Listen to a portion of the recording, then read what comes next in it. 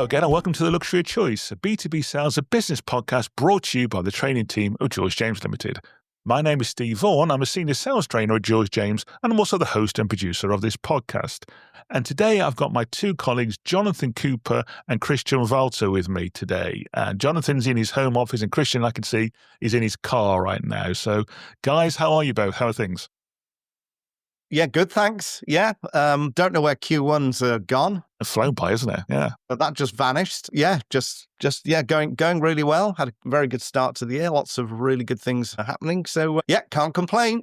Good. Thanks, Steve. Good. And Christian, I know you're super busy. You're en route to a meeting right now, I think, aren't you? Yes, that's why I'm in my car. I'm in a similar situation. Rushed off my feet, never bored. Good. That's the way we want it to be. So absolutely. I'm not complaining either.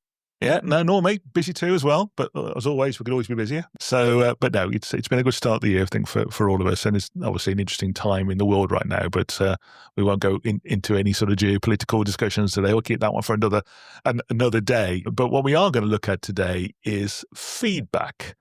So not the kind of stuff that we get when Jonathan forgets to put his headphones on, but what the kind of feedback I'm talking about is what feedback is important in business. You know, being able to give and just as importantly, probably more importantly, receive feedback is a really important skill in business, in life, in fact, frankly, regardless of role. So it's not just a thing for managers, it's something that all of us at some stage in our working life and our personal life need to be able to understand the importance of feedback. So we're going to look at this for the next sort of 30 minutes or so and knock it around as a topic. But I want to start right at the start. And I'm going to start with you, Jonathan. What is feedback? What do we mean by feedback? Well, I would use the very famous quote from Ken Blanchard. Feedback is the breakfast of champions. Okay. I think I might do that. What does that mean then? It's awfully corny, isn't it? But I'm sorry. It's really, really good. It is. Just a great phrase. And feedback for me, what is it? It's a gift, right? It's something that ultimately enables us to improve, to strengthen the things we do well, and improve sometimes the things that we don't do so well. So feedback for me, is this gift. I think I'd also say that, feedback turns, the I think I'm going to use these words correctly. The unconscious into the conscious. It makes you much more conscious of things. It makes you much more self-aware, right, of your behaviors. I fundamentally believe that nobody does anything wrong deliberately in business. I can't think of anybody I've ever met who's ever done anything deliberately wrong. We make mistakes. Sometimes we make, unfortunately, quite bad mistakes. But it's rarely, if ever, done deliberately. So feedback is a way of making sure that, yes, we can improve. But of course, if you've read the book Strength Finder, it's also about building on strengths too. So that would be my very simplistic view of what feedback is. Okay, great. And I want to pick up on something you said straight away then, picking up with Christian. You talked about feedback in a context of bad stuff. I'm trying to avoid using the phrase negative, and I'll come back to that why in a second. But feedback doesn't always have to be about bad stuff, Christian, does it? No, it doesn't. I think feedback is a gift, like Jonathan said. We should really be grateful for it. I once went to a training class, and the trainer there taught us, or one of his things he talked about was you can only really change by the people you meet, the classes you take, and the books you read. And I think the people you meet give you feedback. They help you to get better. They help you to improve your ways. From that point of view, if we look at feedback from that point of view, it is indeed a gift. And we should actually always say thank you for your feedback, because it really means something. It also takes a certain courage to give feedback. It's much easier to say everything's fine, honky-dory, you're wonderful. But actually to say, hey, this is an area where you should change, or you could do better if. I think this takes some guts, and these guts, I believe, must be appreciated. And I think it's a really important point is recognizing that feedback isn't criticism. It's not people, sort of having a go at you for the sake of it. It's actually meant to be something that helps you improve or get better at what it is you're trying to do, really. And it doesn't have to come from your boss. It can come from anybody in the organization, Jonathan, can't it? Yeah. And I have to say, some of the best feedback I've had has been from people that, that weren't leading and managing me. I've had some great feedback from colleagues. Some of it actually being, quite challenging feedback. But I think as well, I've had some feedback, and I can remember a couple of sort of moments where, I've had some feedback on something I'd done really well that actually I didn't know I was doing well. And I used to see this as when I was first a sales manager. I'd watch somebody do something, observe somebody in a sales call, they'd do something phenomenally well and not realize they'd done it well. And of course, if you don't give feedback, there's every possibility, as was the case with me, that actually you could end up, never doing that same thing again because you weren't conscious of it. That's for me has been a really important part of this whole topic of feedback.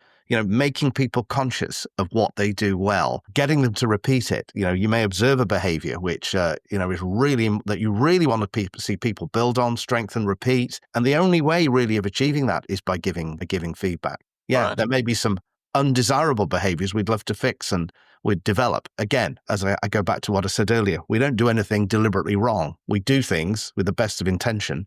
Sometimes it's just not the right thing at the right time. So again, this feedback, it's just so helpful. It's so helpful. And, I was very lucky. I got great feedback from a range of people, at a very young age in my career. It wasn't called feedback, by the way. No one said, actually, I'm going to give you some feedback, but they gave me feedback. I eventually learned to listen when I realized it was given with good intention and it wasn't criticism. And I realized, wow, this is to help me, not hinder me, right? Or not have a go at me.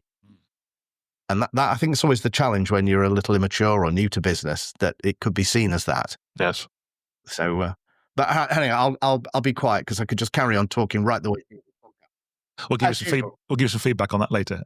Yeah, thank you very much. Absolutely, it's okay. Fair. So what Jonathan was getting into there, Christian, really is sort of things that can go wrong in giving feedback, really. And I'd like to sort of pursue that with you a bit more, really. So what kind of things do people do wrong when they're giving feedback? What are the things, the traps people can fall into? Yeah, I think it's a very good point. And I'm not even thinking it's so much about how the feedback is given, but also when it is given. Absolutely. And so my wife's a life coach and a leadership coach. So she has lots of clients that are in a change situation, and she's involved in all this coaching community. And in the coaching world, they actually talk about feed forward, not about feedback. And feed forward makes it more evident that what I'm about to say is relevant for the future and not relevant for the past. I'm not telling somebody off for what has happened in the past, but I'm giving somebody input for what will happen and should happen in the future. So feed forward rather than feedback. And what they also do in the coaching community is they ask for permission. So they ask for permission to give some feedback or some feed forward. Yes. And that, not every time is a good time to receive difficult information or positive information for that matter. You have to be in the right state of mind. And so permission to give some feedback allows the feedbackee to say, no, now it's not a good time. Yeah, I appreciate your thoughts, but I'm not in the right place. Right. That's a really good point. And I'm just thinking about my early sales career, going out in the field with a boss, and then you do the call and you get back into the car and you think, right, here he comes, what did I do wrong? And then I got told all the things I did wrong, really. And that wasn't great, really, as an experience. And what I always tried to do as a manager was, let's have time to discuss it, but let's do it at a time that we both feel comfortable doing, really. So timing's really important, Jonathan, yeah? Yeah, absolutely. And I remember it really making an impact with me most of all when I'd exhibited what you might call an undesirable behavior at a meeting. I should have known better. Again, what happened? I won't reveal it. I do occasionally in classes when I'm training this. I do admit to this. What was really good about it was after the meeting, my manager at the time took me to one side, just very quietly whispered in my ear as I was leaving the meeting, Jonathan, just love to have a couple of minutes. And he was very specific and said, I'm going to give you some feedback. Right. And I realized, now the timing was, is the timing right? Well, the timing is absolutely right in this case. Whether I was in the right frame of mind to receive the feedback or not, probably irrelevant. I think he judged it beautifully because I think whilst the event that occurred, and it was a behavior, right? It was nothing about my personality, and that's another topic, isn't it? It was about the behavior that I exhibited. Right. So the timing was perfect. It was fresh in my mind. He could talk about a specific example of this behavior, the impact that it had on all the people around me. He explored how I was feeling about it. But that opening statement is of, I'm going to give you some feedback, was really powerful, because there was no confusion then about what this discussion was about. This was about giving me some feedback. Right. And at the end of it, I thanked him. Again, look, what I did was not deliberate. I got a little bit emotional about something because I cared. And, and I I said one or two things that perhaps were just a little bit too strong for that particular environment at the time. It was great. It was great. But what was really interesting, and sorry, I will let you speak in a moment, Steve and Christian. Around about 2 weeks later, another meeting. Okay, these were fairly senior management meetings I was in. Effectively, the same situation arose again, but this time, having had the feedback, I was able to control my behavior. And do you know what he did at the end of the meeting? He said exactly the same thing again. He said, Fantastic. Jonathan, could I just have a couple of minutes? And he said again, I'd love to give you some feedback. And of course, this time it was to effectively give me feedback on the right behavior that I'd exhibited in those circumstances. And again, we explored the impact of it, how I felt about it, how other people even felt about it, how he felt about it. And we talked about the future as well. And that was a big changer for me in really understanding the importance of making it clear that you're going to give feedback. And it's absolutely what Christian alluded to. And yes, it was feed forward, not feedback. Yeah. Super example, really. Yeah. And I think what you demonstrate there is, well, a couple of things, but obviously the timing point of thing, it needs to be at an appropriate time, unless obviously you're observing something where somebody's doing something dangerous or whatever, God forbid. But also flagging that you're going to give some feedback, giving that sort of, we are going to give some feedback now, and we're going to talk about, and the word you use a lot there, and I want to explore this with you, Christian, was behavior. We're talking about behaviors. We're not talking about people's thoughts or feelings. We're talking about, giving feedback on behaviors. Is that a key point, do you think? Yeah, I think it's always important to separate the observation from the feeling it creates. Absolutely. If somebody upsets me, then when I talk about it, when I give some feedback about it, I should give feedback about the observation of the behavior of the actual thing that happened, and then separate it from how that made me feel, because otherwise it is like an emotional hit kind of a tit for tat, and that's not going to help anybody. No. So I think separate the observation from the emotion. I would like to maybe go back to another thing I really loved about Jonathan's boss, who is completely unbeknown to me, of course. But what he did right was also, you said he took me to a site, or he took me to a quiet place. And I think that's also extremely important. When you give difficult feedback, it should always be in private. Criticism, always private, praise, always public. And that's one of the big 101s of leadership. But I think in giving critical feedback, it is extremely important that this is not done in front of an audience. It's really interesting. Yeah, what are your thoughts on that, Jonathan? Yeah, I would agree with that very strongly. But then I can just think of this exceptional event that once happened to me and Neil Burns, who is now who's recently was my co-founder and business partner until very recently. Neil's now retired, as most people know. And I remember something that happened to Neil and I. We were given some developmental feedback in public in front of quite a large audience, and at the time, I don't know. I think I can't specifically say what happened, no. But all I would say is that I think the person who was managing us at the time judged it perfectly, because he needed to change a behavior that we had that was not conducive to great business and not conducive to building a team, conducive to anything, in fact. Some people might even find it amazing today that I even exhibited this behavior, sometimes extreme negativity. But in that one moment, he changed Neil and I for the rest of our lives. I mean, it was beautifully judged. maybe you took a huge risk. Generally, absolutely, feedback should be given in private. But look, sometimes there can be exceptional events, and that was one of those. And I'll never forget it. And it changed me forever, right? It changed me forever. All I can do is thank the individual concerned, who did that. It was a big risk on his part, but he clearly knew Neil and I well enough to know that actually we were robust enough to be able to handle it. Whether that makes the final cut in this podcast, I don't know. No, it will. It's a good point. And you got me thinking. I was listening to another podcast the other day, sad to say, an Aston Villa podcast, and they had David Platt on there, the former England player, former Aston Villa player. And they were talking about Graham Taylor, who obviously was a Villa manager for a while, one of the England manager, sadly no longer with us. And he actually gave some very, very direct feedback to him in front of everybody else, and not positive feedback in front of the whole team. And then what he told him afterwards is that because you're such a star in the team, the whole team needed to see that, they'd follow you almost. So I can see why that would be, a scenario. But I think in general terms, we give the sort of challenging feedback in private. Yes. How do we make it? So, Christian, we are having that conversation. How do we make it? I'm going to use the word safe, and I don't mean avoiding, getting physical, but how do we make that conversation a safe conversation that both parties don't feel, we don't sort of clam up or get sort of into a challenging frame of mind? What's the best way of approaching that? Yeah, so I think before it is started, make sure we have some time set aside, maybe ask or announce that we will give some feedback or ask for permission to give some feedback. And then perhaps, describe the observation of the behavior in a factual manner.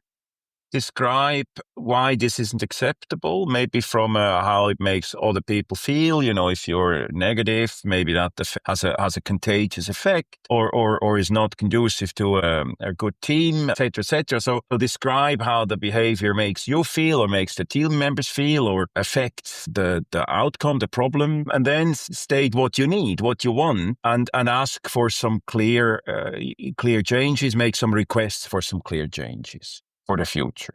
And then you're back in the future space and not thinking about the past, but you can really then focus on what are your expectations for the future. I think that's how we should do it. So we've observed the behavior, we've understood what the behavior is, the impact of that behavior. We've discussed the feelings that you have, that the other people, even the customer, dare I say, have as a result of that behavior. And then we kind of explore a way forward and get buy-in from the other person, really, the other person we're giving feedback to. Is that what we're saying as a process? Yeah, definitely. I think it's a great way to create, that safe space. If it's the first time somebody's ever been given any feedback, I'm sure on their part, if you put yourself in their shoes, there may be a sense of nervousness about it. It may not feel completely safe, but I think the way that you conduct that feedback is everything to making sure that next time around, it is a safe place. I think keeping it solution orientated is critical. I think, Christian's absolutely right about setting expectations. You have a great opportunity to do that. But I think keeping it solution orientated, going in with some of your own solutions to help somebody, I think is important. But I think you also have to take a little bit of a risk. If you've struggled with that behavior previously or a similar behavior, if somebody once gave you some feedback in that area, then maybe you should consider sharing that with the individual. No one is perfect. And, and after all of these years in business, I still welcome feedback because there's loads of things that, I know that I can do better than I do today. Fortunately, several of you inside the organization give me feedback, and I really, really appreciate it because it is the only way we get better. Yeah. For me, always feels really safe because I know you're doing it with the best of intention. You wouldn't raise it unless you wanted to, you needed to raise it. And it works, certainly at a personal level, it works for me. But top tip for me, keep it solution orientated, go in with solutions, do it in the right place at the right time. Christian made another great point, fact-based, right? Let's focus on the facts. And, when I think of a big mistake I once made giving feedback, I gave feedback on something I'd heard from somebody else. That's a good point. Terrible thing to do, right? I got in all sorts of a mess. I had to apologize to the individual. It was really, really embarrassing for me. And I learned a valuable lesson, right? If you're going to give feedback on an observed behavior, it's probably a good thing that you've observed that behavior yourself. So I think that's a key point. Yeah. So we would never start a feedback discussion, Christian. We'll be saying, I've heard, someone's told me. That's a total no-go. But what I love about what Jonathan just said, and I would like to respond to that, is giving an own example where he received some feedback, where he made some mistakes, where he received some feedback. I think that's showing vulnerability, and vulnerability as a boss inspires trust with the employees. And I think that's what it's all about. If we trust each other, then a feedback discussion is to the benefit of both sides involved. And by inspiring trust, by sharing also that the boss is not perfect either, and admitting to that, and maybe specifically talking about an episode where the behavior was not good, will make it much easier for the employee to accept that criticism. And so I think it's wonderful, Jonathan, what you just said. I think you make some super points there, both of you. Absolutely. Just going to do a slight detour. Just popped into my mind, really, and something I had quite early on in my senior leadership in the organisation, which at the time I felt was somewhat excruciating, if I can use that phrase. And that's a 360 feedback. Yeah. What's your experiences of those? And what are your thoughts on them? I perhaps you should say what 360 feedback is. That's where basically your team members can give, and I think they're anonymous from memory, anonymous feedback on your performance and behavior as a leader. But it's often beyond just the team as well. It could be, if you're in a sales role, it could be a customer, it could be somebody in a nearby, in a team that you perhaps work closely with elsewhere in the business. It could be, a manager, it could be a couple of your colleagues in the sales team, for instance, but it's normally a range of people. I remember the first time I had a 360. I think the hardest thing was accepting that, goodness me, that's how people see me. Yeah, exactly. Yeah. Of course. There were some things in there that I was really pleased with and I was really proud of, but there were some things in there and I thought, goodness me, do I really do that? Well, actually, yes, I do. I do exhibit that behavior. There's the evidence. It's not just one person that said it, it's several. Yeah. And none of the had any axe to grind. There were no political motivations, with the people that I know, because I'd nominated the people to give the feedback. Yeah. So, I love a 360. Goodness me. It's, but I always think you need a good facilitator when you initially get the result, okay? You maybe sent the result ahead of time, but I think a good facilitator always helps when you sit down to discuss it. So, yeah, personally, I love them. They're very, very revealing indeed. If you're a manager thinking about getting one done, I think there has to be an element of maturity with the team before that, is truly meaningful. That's a really good point. So it's not just a chance to get at the boss and have a dig at him. Yeah. I know Christian wanted to come in and say something then. Yeah, go ahead, Christian. Yeah, I would like to share an experience maybe actually in my first job as an applications chemist in let's call it a large Swiss weighing company. Narrows it down a bit. Narrows it down a bit. I had a boss called George, one of my best bosses I ever had. George was a larger-than-life character, sometimes shouting, sometimes quite emotional, meant really well, really, really encouraged employees, developed employees, and created an atmosphere of trust. That atmosphere of trust led to some very open 360 feedback from the team when we had the chance, because that was the appraisal process at this company at the time, and we would be quite open and give George some meaningful feedback. And he actually got into trouble for it, which I found a huge problem, because HR should realize that actually the fact that the team gives very critical feedback is a compliment to the boss and not a criticism. Absolutely. It's actually because it can only happen in an atmosphere of trust. And luckily, we could then talk to the HR people about it and make clear that, we loved George and we thought he was a very, very good boss. And I don't know if he listens to this podcast, but if he does, he was very influential for me in many ways. And I very much appreciated learning from him. And this discussion, brings home the importance of feedback, but also of then dealing with the feedback in the right. It's an important point, dealing with it. If you are listening, George, you're welcome to come on the show at any time. So I mean, I agree with both of you. It's a really, really powerful tool. And the first time I had one, yes, there was some stuff I really was pleased with, and some stuff I thought, yeah, if I'm being really, but I think it's got to be used at the right time. I think used in the wrong organization, it could be very, at the wrong time with the wrong team, it could be almost self-defeating, really. It's another useful tool at the right time, at the right place. Final thoughts from both of you on feedback in terms of when it's appropriate, when to do it, anything like that at all, Jonathan, you'd like to wrap up on? Yeah, I think I'd say always follow up. If you've given feedback on something, you've seen somebody do something, you've seen them do something really well, and you want them to repeat that, exhibit that behavior again, do the same thing again, follow up with them, okay? See if they've been able to do that successfully. Maybe you'll get a chance to observe that in the field, either as a colleague or as their manager, for instance. But equally, if it's been some feedback to develop a behavior, follow up with people. How are they getting on with it? Do they need any help? Do they need any support? They might be struggling to actually implement it successfully. Right. So I would say follow-up's a really important part of it. And I think it helps just create that whole safe place, when it comes to feedback, as a whole. So that would be my sort of final tip, if you like. Yeah. Super. One from you, Christian? Yeah, always specific, never general. You always behave like this, or you never do this. Those of us who have a family and kids probably remember using that or similar phrases. And they're not helpful. They don't actually make the kids improve their behavior or tidy up their room or anything like that. So be very specific. And as Jonathan says, follow up and then praise if the behavior improved, Absolutely. And that re-emphasizes the whole thing. Yeah, great points. Just that final takeaway that feedback doesn't always have to be bad stuff. It could be about good stuff as well. Yeah. Correct. Yeah. Definitely. Yeah. Yes. Yeah, absolutely.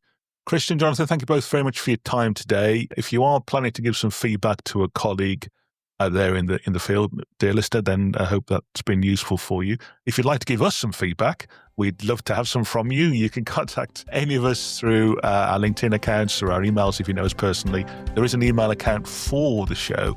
It's just podcast@georgejames-training.com. That's podcast@georgejames-training.com. Don't forget also you can give us a review. If you use Apple or Spotify as your podcast provider, then you can leave us a review, ideally a 5-star review if you could. That helps in lots of weird and wonderful ways for us. And don't forget also to subscribe to the show so it appears in your inbox every 2 weeks. I'll be back again with another podcast in a couple of weeks' time with 2 more of my colleagues. In the meantime, happy sailing out there, and we'll talk to you soon.